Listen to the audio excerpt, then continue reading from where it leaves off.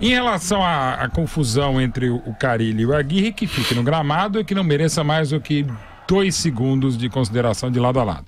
Em relação ao jogo, não merece mais do que 1 segundo.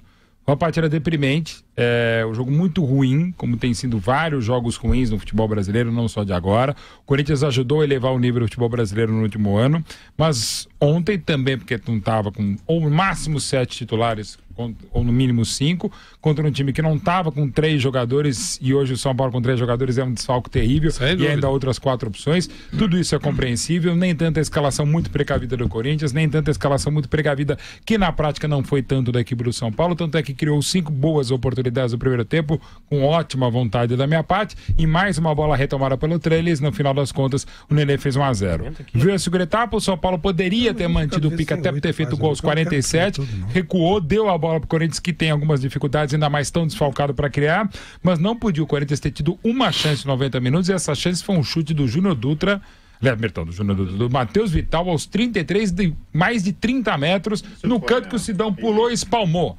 Não pode, não dá para o atual campeão paulista, o Corinthians, o heptacampeão brasileiro agora em dezembro, fazer isso mesmo com tantos desfalques. Até porque o time do Carille, não soltou, e foi um jogo absolutamente insuportável, tirando a emoção, que é sempre uma emoção majestoso, e até por isso a gente tem que cobrar mais. Estamos falando de Corinthians, estamos falando de São Paulo, estamos falando do futebol pentacampeão mundial, não dá para ter sido só aquilo. Eu sei que as equipes estavam desfalcadas, eu sei que tem muita coisa, tem empregos em risco sempre, ok, mas não dá. O jogo implica risco, um mínimo de risco, um pouco mais de acerto, ainda que dando canelada, e assim, até não teve tantos lances deprimentes, mas o espetáculo como um todo foi deprimente. A gente não pode tolerar tão pouco futebol assim, e estamos falando de Corinthians e de São Paulo. O São Paulo não dá para mostrar muito mais, e ainda se superou e mereceu a vitória. Agora, do Corinthians, mesmo com tantos desfalques, não pode ser assim.